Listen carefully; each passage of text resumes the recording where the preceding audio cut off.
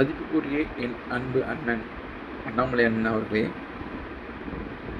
அண்ணன் ஒரு சின்ன ஒரு கதை ஒன்று சொல்கிறேன். நான் ஒரு டிரைவர் நான் ஒரு எலெக்ஷன் முன்னாடி ஒரு மாதமாகவே என் காரில் ட்ராவல் பண்ணிட்டு இருக்கும்போது ஒருத்தட்டையாக நான் பேசிட்டு வருவேன்.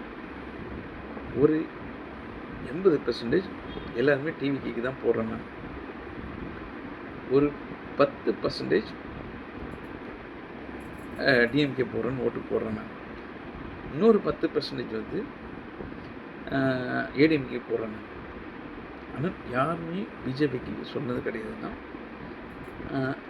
அப்புறமா அதுக்கப்புறம் எலெக்ஷன் வந்தாச்சு, எலெக்ஷன் முடிஞ்சிச்சு. அதுக்கப்புறம் ஒருத்தர் ஓட்டு போட்டு வந்துட்டாங்க. வந்த பிறகு ஒரு 2 நாள் கழித்து எல்லாம் ஒருத்தரும் ஊர்லேருந்து வந்துட்டுருக்காங்க. நான் ஒருத்தர் ஊர்லேருந்து வரவங்களாம் இப்போ காரில் பிக்கப் பண்ணிட்டு போயிட்டுருக்கேன். எல்லாம் கேட்கும்போது டிவிக்கேன்னு சொல்லி சொன்னாங்கண்ணா. அதுக்கப்புறம் தாம்பரம் ரயில்வே ஸ்டேஷன்லேருந்து ஒருத்தர் பிக்கப் பண்ணுறேன்.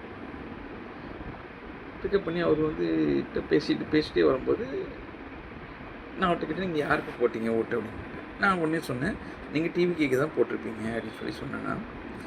அதுக்கு அவர் என்ன சொன்னார்னா, இல்லைங்க நான் பிஜேபிக்கு தான் போட்டேன் அப்படின்னு சொன்னார். நான் உடனே சொன்னேன், இவ்வளோ நாள் நான் வந்து காரில் அவ்வளோ கஸ்டமர் வராங்க, இவ்வளோ பேர் இப்படி பண்ணுறாங்க. இல்லை, நான் கனடாவிலேருந்து வரேன்.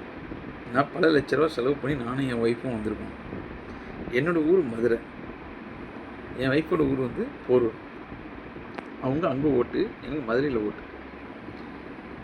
நான் மதுரைக்கு போய்ட்டு ஓட்டு போட்டு வரேன். நான் பிஜேபி அரசியல் எதுவுமே கிடையாது. எனக்கு அண்ணாமலை அண்ணன் அவ்வளோதான். நான் அங்கே வந்து அவரோட வீடியோஸ்லாம் பார்த்துட்டு இருந்தேன். அவர் எல்லாமே பார்த்துருந்தேன். எங்களுக்கு எல்லாருக்குமே அவர் வந்து ரொம்ப பிடிச்சிருந்தது. ஆனால் அவர் வந்து இந்த பிஜேபியிலேருந்து அவருக்கு வந்து எந்த போஸ்ட்டும் எதுவுமே கொடுக்கல. இருந்தாலும் அவருக்காக இங்கே ஓட்டு போட்டோம் அப்படின்னு சொல்லி சொன்னார். அண்ணன், நீங்கள் வந்து உங்களுக்கு ஒரு தொகுதி கொடுத்துருந்தா கண்டிப்பாக நீங்கள் தான் வின் பண்ணியிருப்பீங்க. அவர் சொன்ன ஒரு வார்த்தை எப்படி இருந்ததுன்னா எனக்கு புல்லரிச்சு போச்சுன்னா. ஏன்னா இருக்கிறது இப்போ வந்து விஜய் சாரோட சினிமாவோட எல்லாமே முடிஞ்சு போச்சு. ஃப்யூச்சரில் சினிமான்றது ஒன்றுமே கிடையாது. யாருமே ப்ராப்ளம் வெளியே வரவே மாட்டாங்க. இதுக்கு மேலே என்னென்னா சோசியல் மீடியா மட்டும்தானா. உங்களை சோசியல் மீடியாவில் எங்களோட மனசு, நான் வந்து டிவிக்கே ஓட்டு போட்டேன். ஆனால் இருந்தாலும் அண்ணாமலை என்னென்னா ஒரு மனசில் வந்து ஒரு அன்பு பாசம். உங்களோட ஒரு வீடியோ பார்த்துருக்கேன், எல்லாத்தையும் பார்த்தா நான் இப்போ உங்கள் இதில் நான் ஜாயின் பண்ணிட்டேன்னா.